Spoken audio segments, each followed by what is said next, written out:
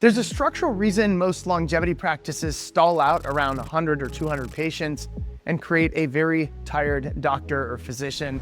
It's not the science, it's not the clinical work, it's that you're still selling visits, fee for service. The practices clearing 7 figures with one physician are not selling visits, they're selling programs. The price tag's between $5,000 to $10,000. Some people are $15,000 or above, like myself. I'm into the 6 figures, but patients, they sign up willingly. They renew at rates north of 80% in a lot of these different practices. And the doctors work fewer hours than the colleagues down the street, running fee-for-services concierge models or practices, and they make half the revenue typically. I'm Dr. Isaac Jones. The next 15 minutes, I'm gonna show you a framework, program architecture, pricing psychology, delivery structure. You can steal it, you can adapt it, you can run with it. I'm happy to serve you guys in the content I'm about to share with you. And I don't know if there's anybody better out there than me, because I've worked with thousands of patients in high ticket concierge, and it's also the best strategy for them to get the best results. Let me give you the math, because the math is the whole argument. A typical concierge longevity visit practice is around $300 to $600. The physician sees 4 to 6 of these per day, 2 or 3 days a week. The rest of the week spent on documentation, labs, actual operation, drudgery of the medical practice or the health practice that you have.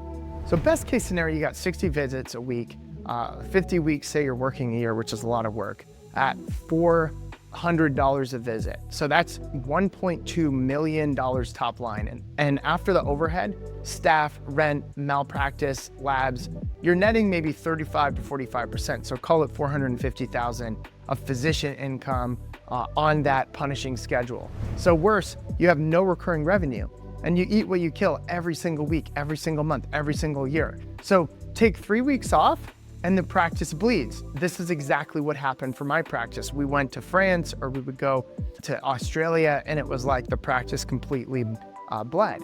So if you contrast that to a 12-month or a 6-month longevity program, let's say a 12-month longevity program priced at $10K, okay, which I know a lot of you are like, well, there's objections coming up for charging that much right off the bat, and we'll handle that a little bit later. But let's say there's 40 patients a year, okay? That generates $400,000, right? Same income, 1/10 of the patient volume. The remaining time goes to high margin therapies, group programming, content, or maybe a vacation, maybe some rest, maybe you going to the spa or something like that.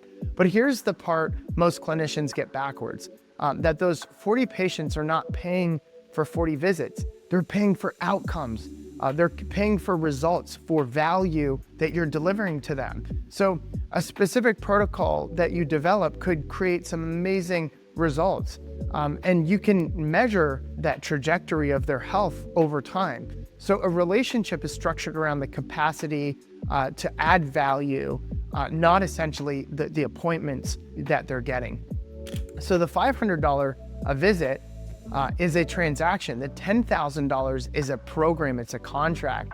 Patients pay dramatically more for the second option, and your hourly rate goes through the roof, because the second is what they actually want. They were never trying to essentially buy your time in the first place. They were trying to get a result. That's what they want. They want value, they want results. There are 5 psychological principles that make high-ticket programs convert at a higher rate than budget visits. And these aren't theoretical, they're operational. They're things that are happening right now in successful longevity practices all across America, all around the world. Number 1 is that price, it anchors the quality that they're associating with your brand. So patients use price as a proxy for everything they can independently evaluate, right? So clinical expertise, depth of analysis, seriousness of the program. Obviously, if they're gonna pay a lot, you better deliver a lot.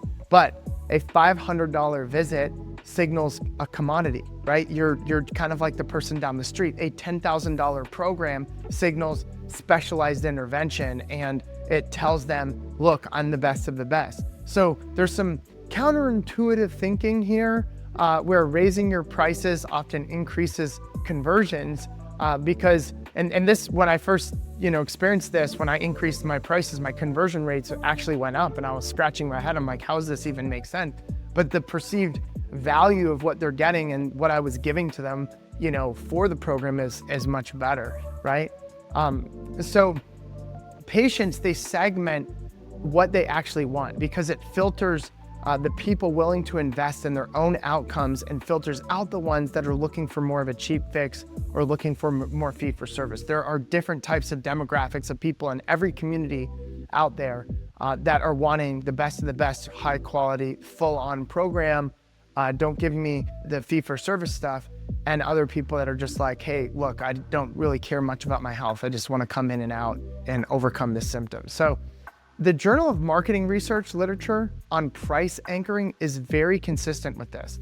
So this is some research that's actually been done. And what they found is the first number a prospect sees becomes the reference point against which everything else is judged. So lead with your highest tiered program, actually show a comparison to that higher tiered program of what they would have to pay working with somebody else that might be a lot more than that, what you're charging for the same thing. But then you've got your high ticket program, and then every option below that feels like it's a deal, right? And this is what I've done when I have my high ticket multi-six-figure program, and then they invest into a low ticket six-figure program. They're like, okay, wow, this is a lot less. We'll go with the six-figure program. So number 2 is sunk cost commitment drives adherence.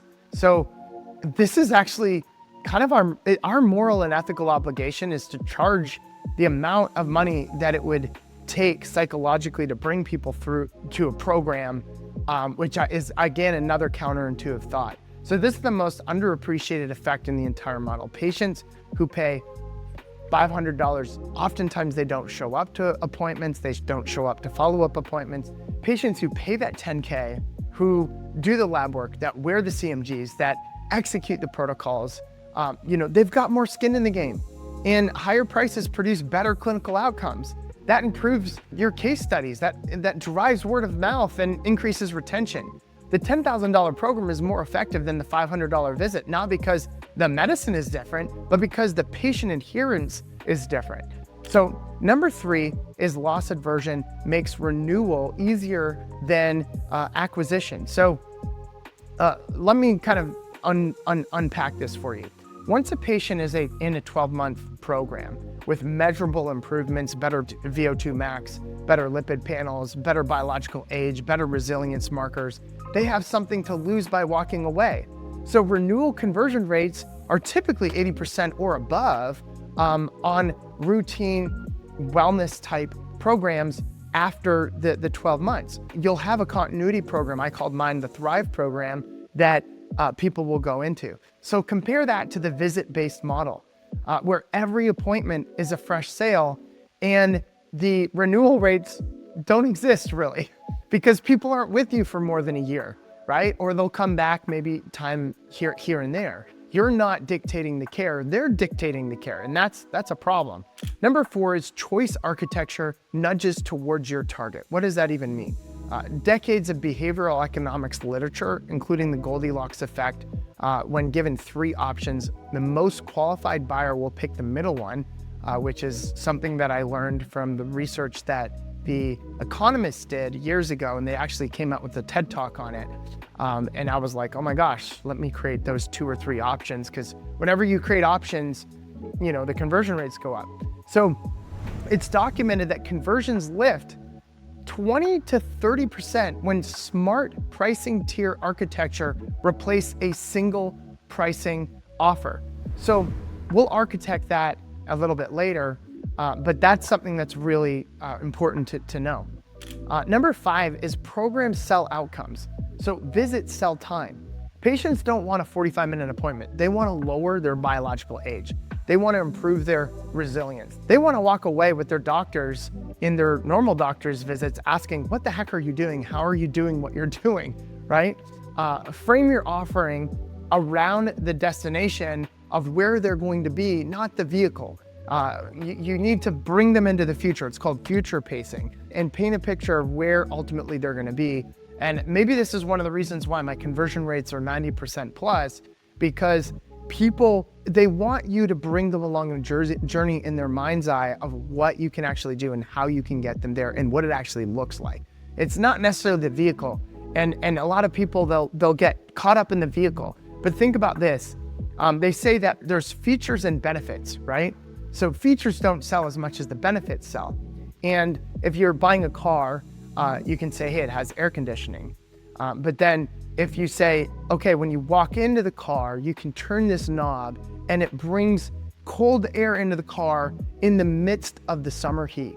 And that's the benefit of the feature of air conditioning. And that's what really intelligent salespeople focus on, which I think we should all be thinking about. How can we be influencers as doctors? How can we sell better? So the patient who tells you that a $10,000 longevity program is too expensive is the same patient who's going to spend $14,000 on a luxury vacation, $80,000 in a car that they keep for 4 years, a $200 a month on personal trainers that they see once a week. And they're not price sensitive, they're value sensitive. Your job is to make the value legible. You need to show it to them. You need to make it real, okay? So I wanna get into now the 3-tier program architecture. So here's the pricing structure I would build if I were launching a longevity practice in 2026.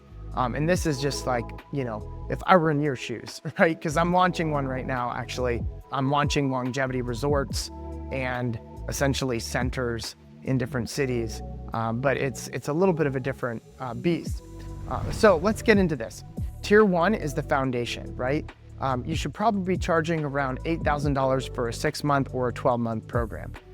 Comprehensive intake into phenotypic biological age, full cardiometabolic and inflammatory panels, body composition analysis, baseline VO2 max measurement. You can get the PNOE now that does a pretty good job versus having them come in and do an actual VO2 test, grip strength testing. This is again for a longevity equipment program. If you're just doing, say, a endocrine program or a neurology program, or you're doing some sort of disease prevention program, just convert what I'm talking about to the different labs and different analysis and diagnostics that would work and fit for your particular niche. Because everything I'm talking about today is cross-contextual to whatever niche you're in.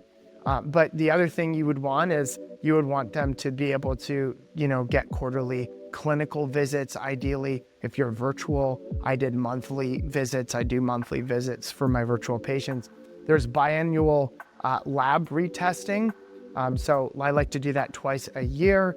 And then I test my blood, like I just tested my blood this morning, but I test my blood every single month, a couple times a month. I've got one of the top biological age scores in the world right now. And so my goal is to just continue to lower that biological age omic clock and continue to crush it. So wearable integrations with HRV and sleep tracking. And then we want to give you access to the team between visits via secure messaging. So foundational protocol delivery, sleep, aerobic capacity, resistance training, nutrition can all be given to you as well. So this is your target tier, okay? The one most patients land on. Roughly 60 to 70% of your enrollments will land here. So tier 2 is optimization, and this is a $15,000 12-month program or 6-month program. I always went with 6 months, but you can do 12 months as well. So everything is foundation, plus methylation clock, plus do need and pace testing, plus GDF-15 and advanced inflammatory markers. Maybe you do 2 weeks of CMGs and intake at 6 months, comprehensive cardiometabolic imaging where it's indicated. You can do hormone optimization where clinically appropriate, peptide protocols when indicated, quarterly performance coaching with a dedicated exercise physiologist. This is kind of your aspirational tier, and 20 to 25% of enrollments will end up doing this. It's a higher margin tier for patients because the marginal cost of the upgrade is far less than the price differentials. It's a very good opportunity for them. Now, tier number 3 is executive. This is a $25,000 program for 12 months, right? Everything, like I said above, you're gonna add an MRI, you're gonna add multi-cancer screenings, early detection screenings. You're gonna add 24/7 physician access via email or text. And then what you do typically with that is you hire somebody that is in another part of the world that can work for you to make sure people are taken care of in the middle of the night. Partner inclusion, you can include the person's partner in that for maybe an incremental investment, or you just put the partner in with the 25K. I've seen people do both. I would do 80% of whatever the program package is for their partner to come in and do that. But you can do whatever you want.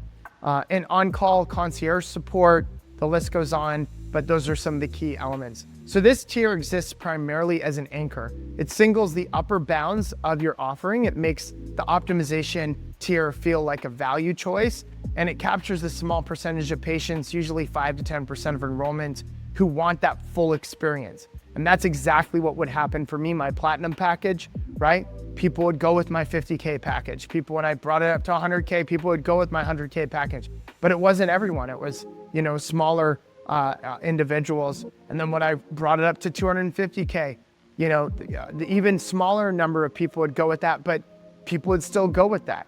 So when a prospect sees these three tiers, the 25K tier anchors high, the 8K tier feels more accessible, and the 15K tier feels like it's the right balance. So it's comprehensive enough to be serious, not so expensive that it feels indulgent.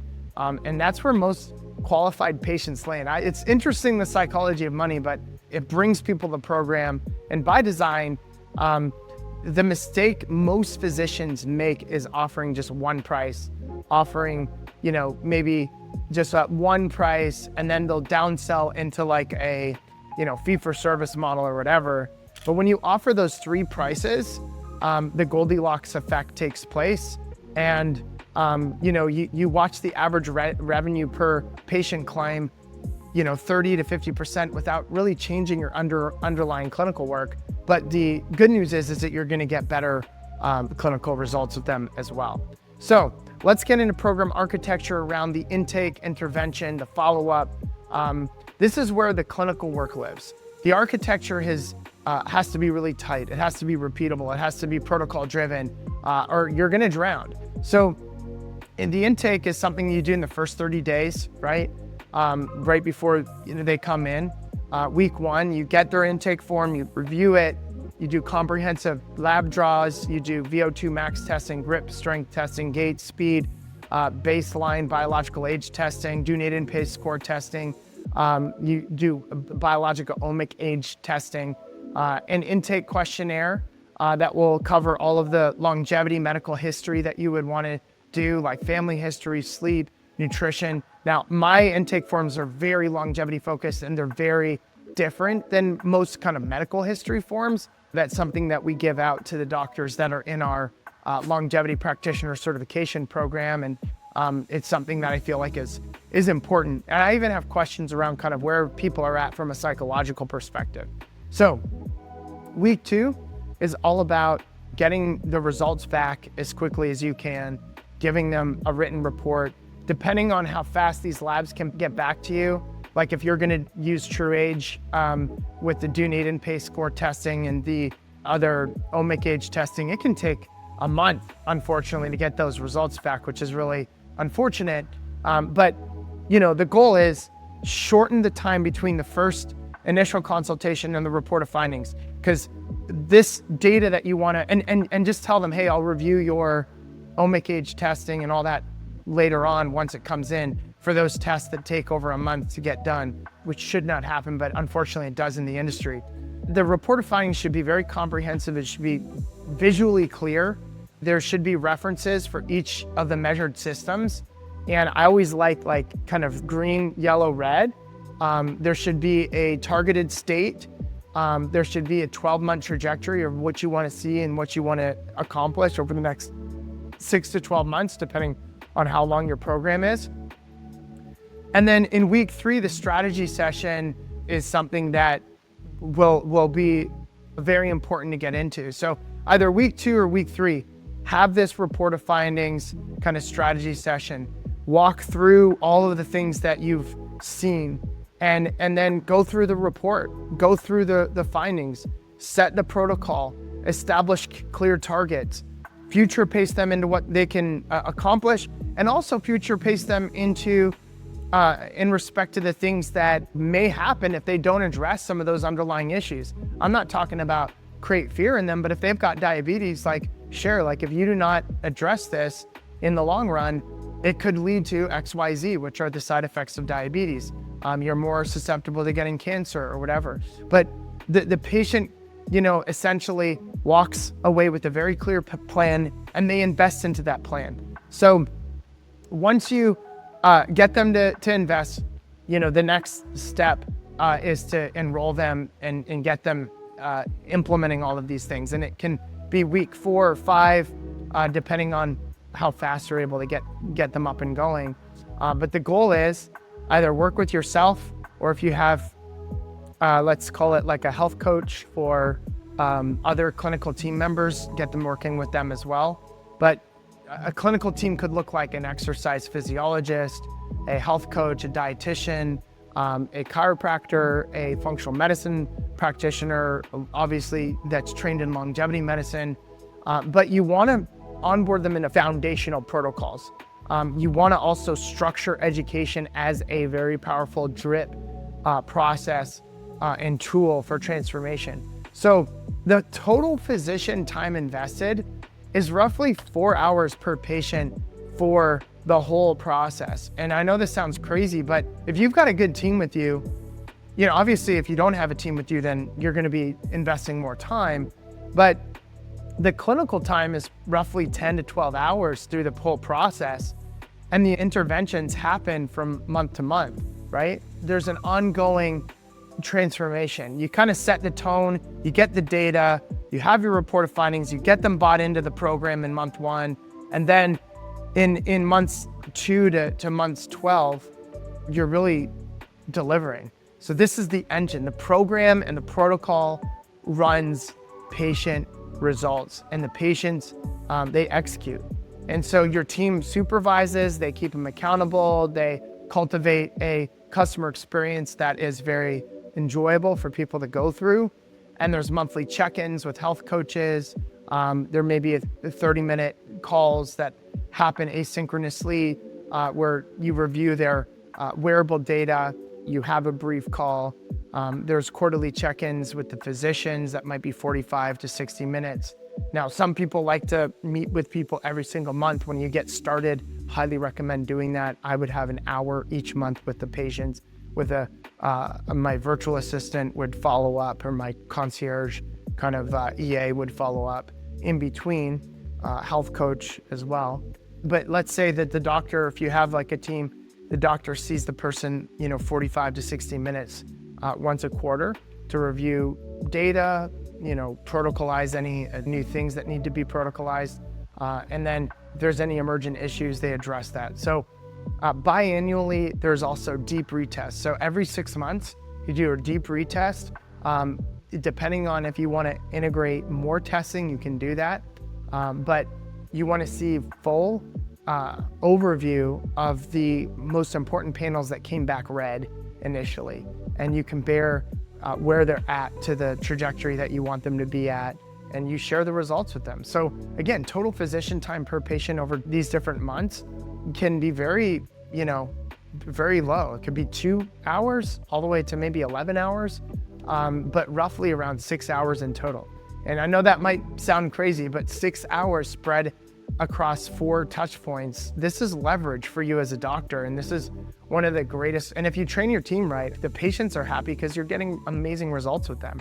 So the reason why this works is that 80% of the clinical execution is the patient doing the protocols, learning about the protocols in your back-end education portal. The wearable feedback data that continues to come in that your team is handling is another really important element that creates adherence, and it gets people to create long-term sustainable results. So the physician's role shifts from time for money to more strategic oversight and making sure we're getting the best results possible. So Follow-ups can happen month 12, and that follow-up, exam with the doctor is typically a renewal conversation. It's the end of the quote-unquote program, but there's a comprehensive retest, follow-up report of findings that compare baseline to current state across every measurable system. And there's a 60-minute visit with the physician, and that's the renewal conversation that you'll have after you kind of celebrate. It's a celebratory meeting because you've just literally transformed this person's life. You've reversed their biological clocks in all of the different organ systems of their body, and you're getting unbelievable results with these people. And I always love doing the report findings at the end because it's like, look, we've just reversed your biological age by 12 years or by 6 years or by 15 years or by 30 years in certain biological clocks in 6 months. And people are always pumped up. You review this next kind of continuity phase, and the continuity phase is a clear 12-month case for continuation. The renewal rates typically convert at above 80% if you're doing this program right. Again, total physician time across the 12-month program is roughly, anywhere from 6 to 12 hours. And at $10,000, right, that's around $830 an hour to $1,000 an hour per physician hour invested. An optimized tiered program at $15K, that's around $1,250 to $1,500 per physician hour. And you compare that to, say, a $400 per appointment fee-for-service concierge program, or I guess fee-for-service just in general. That's a very different and stark contrast, right? So let's get into delivery structure that allows for you to deliver excellence without burning yourself out. So this is the operational layer that separates practices that scale from practices that collapse. You have got to build SOPs, standard operating procedures, that integrate excellence in clinical outcomes as well as customer experience that you build your team and train your team on. Now, I have the fortunate opportunity to have a mentor. His name's Horst Schulze. He's the founder of the Ritz-Carlton, who's poured into me how to cultivate and create that, because that's what he's studied for the last 40 plus years. But you want to build the team around these protocols and around your SOPs, not around the physician. This is a huge fundamental shift. The foundational pathway should be delivered by, say, a nurse practitioner, another doctor, an exercise physiologist, a health coach, without the physician having to be into every single interaction. I literally just got back from injecting my skull, it's like the skin under my skull, with PRP. And I'm doing that around my hairline to optimize the health of my hair over the years, right? And to prevent hair loss. And so when I walked into this office, I never met the main physician. I was working with the physician assistant, right? The PA, who knocked it out of the park, and I absolutely love, and I've developed a really great friendship with. One of the keys to scaling is hiring likable people, hiring people that have really good bedside manner. I would rather hire somebody with better bedside manner and that's likable than somebody that is analytical and, maybe reads the research all the time, but is rude to the patients and is like all about this kind of dictatorial, top-down, I'm better than you, patient kind of hierarchy. So ultimately, the physician owns the strategy in the end and really dives into more complex cases and then helps to navigate the pivots that need to be made throughout the program. The team owns the execution. They own the accountability.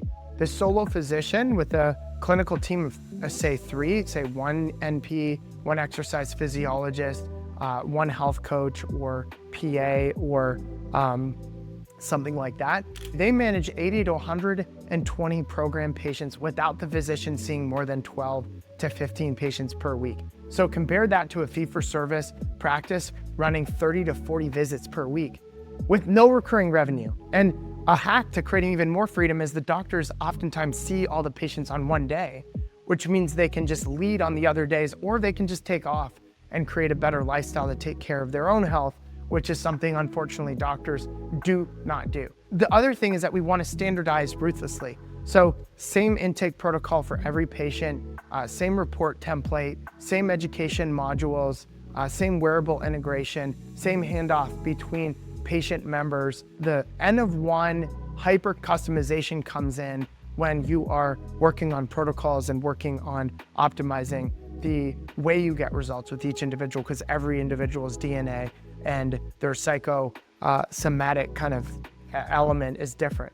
So the patient experience feels personalized because the data drives personalization. The delivery infrastructure is the same for every single patient. So this is the lesson most physicians learn 5 years too late, 10 years too late, 50 years too late, right? Customization at the protocol level kills the practice. Customization at the adjustment level with a standardized framework is the entire game. And this is the thing, is that a lot of people, they are like, everyone has to have 100% of what they do to be customized. And what I would say to that is everyone needs to drink water. Everyone needs to sleep well. Everyone needs to eat a healthy diet. There are certain things that you can protocolize, right?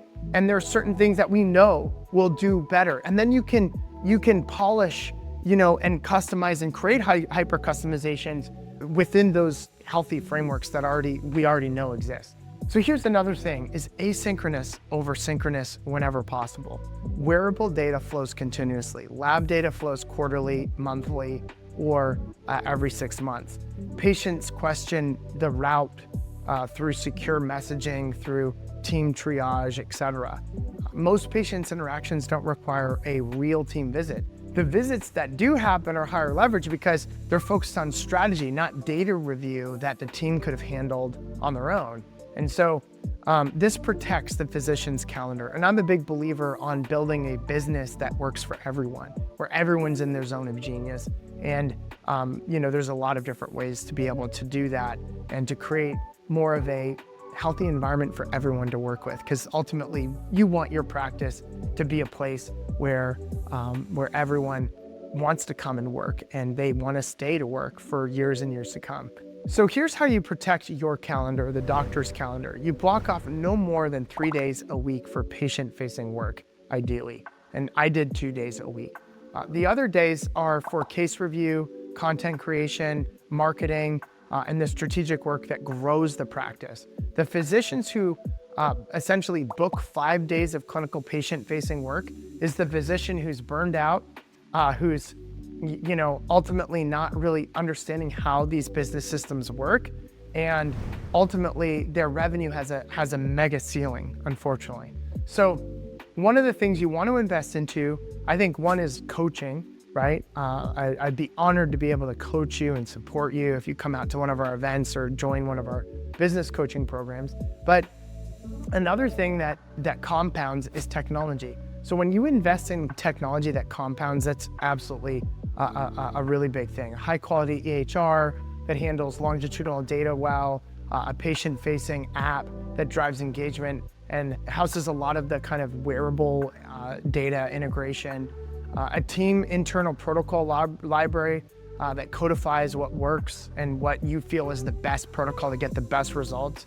The compounding return is enormous in years 3 through 5 when you get this right. And you can get some amazing returns in years 1 and 2, but ultimately there's some really great compounding that happens. So let's talk a little bit about marketing the program. In 2026 Healthcare Marketing Trend Report by Emissive, published February 2026, written by Gary Stubblefield, he said that there are 4 shifts that define how patients are finding and choosing providers in 2026. Number 1 is the brand and performance must work as one system. Your high-ticket program lives or dies on whether the patient experiences a very coherent story across your website, your social content, your email nurture, your first consultation. Inconsistent messaging across channels cause conversion breakdowns, and it causes people to not want to work with you before they even book with you, right? They're gone. And so number 2 is attention is the new currency. Time spent with your content predicts better conversions than ultimately impressions or reach, right? And this is a big mismatch, is a lot of people are like, oh, I got this many impressions, I got this many emails. Doesn't matter. Do they know, like, and trust you, right? Long form videos, exactly the format that you're consuming right now, is the highest attention asset that you can produce. One well-produced 15-minute video that the right patient watches in full, right? Like when they watch the video from front to back, converts at multiples above banner ads and Instagram ads and Facebook ads, etc., that they just glance past, right? So number 3 is data should create relevance, not just personalization, okay? Patients trust providers who understand their context. This is what this researcher found around marketing, that patients want you to understand their context, where they are in their decision-making journey, what they've already tried, what they're worried about, more than providers who ultimately feel like they've been just reading their medical charts. Like, they want you to reach into their heart and understand them, understand their mind, understand their past. And I think this is important. This is kind of an element of marketing that I would call compassion-based marketing or sales, right? Number 4 is creativity is a competitive advantage. Creativity is a massive competitive advantage. So the visual, editorial quality of your content is now a clinically credible sign. Now, I'll just say as a caveat, social media still wants real, kind of authentic. Overproduced social media is not converting and creating the virality that more kind of off-the-cuff social media produces. So patients reading your content are evaluating whether you're the kind of practice they want to commit to and invest $10,000 in a year and then work with you for the rest of their life, right? Like, you're gonna pre-sell people pretty big. And I had a podcast, there was a #1 podcast on iTunes for a little while called Superhuman Entrepreneur, had it for years, and interviewed hundreds of different amazing experts in the space. And ultimately, in the end, we ended up getting a lot of entrepreneurs working with me because they knew me, they trusted me because of the content that we created. So the high ticket longevity program is sold through demonstrated expertise, not through ads, not through discounts, but through the content that proves the depth of your thinking, that's distributed in formats that hold attention. And if you deliver that with quality, that signals seriousness. So in closing, the economics of longevity medicine supports a model that the average primary care doctor was never trained to build. And you're trained to ultimately see your patients per hour, but the market is actually asking for you to deliver outcomes per year versus per hour. So the physicians running practices in this category are not exceptional clinicians performing magic. They have, in most cases, the same clinical training as the fee-for-service type service peers that they worked along or sat next to in class. What's different is the operating model. They sell programs, they sell price, they sell outcomes, they build a team. And one thing that you should know is that some people say that, oh, you can't convert people into longevity or regenerative medicine programs. That is a complete lie. We do not know how to communicate properly, and that's where people don't convert. And so I should do another video on how to convert people into programs. The doctors that get this right is they build amazing teams. They standardize the delivery. They market their expertise. And if you implement this framework in this episode, call it the 3 tiers of the 8K, the 15K, the 25K for either a 6 or a 12-month structure, you have a structured intake, protocolized interventions that you hyper-customize afterwards. You have biannual retesting. You have team-based delivery, asynchronous kind of default connectivity and support with reasonable execution. You build a practice that's generating, take home 500 to 1.5 million per doctor within, the time frame in which you want to integrate this. So this is with better clinical outcomes, right? You're going to create more freedom for yourself. You're going to work fewer hours And look, the science isn't the bottleneck. The clinical knowledge isn't the bottleneck. Well, it could be for some people, but the bottleneck is really the business architecture. And almost no one is teaching it to physicians like I am and like my team is. And that's the gap. And anyone watching this who's willing to do the operational work has roughly 18 to 24 month window to build it before the category gets completely crowded with operators who already figured quote unquote this out and they want to kick your butt and take names. I would recommend, getting yourself out there and getting at the front end of this amazing wave that's happening. So go ahead, drop a comment with where you're at with this, whether you're a solo concierge practitioner, you're a hospitalist, you're a physician assistant, you're a chiropractor, whether you're building from scratch, whether you're transitioning out of the system, whether you're wanting to add this to your already existing wellness practice. But go ahead, make some comments, ask me some questions. My team will bring those to me and we'll answer those or integrate those into future content that we create. So thank you so much for watching. Please click the bell button that will notify you for future videos. And if you thought that this was of value to you as a doctor, health professional, please subscribe to my channel. And if you have any friends that are in this space that you feel like this would add value to, go ahead and forward this video to them as well. Thanks so much. Have a great day and God bless.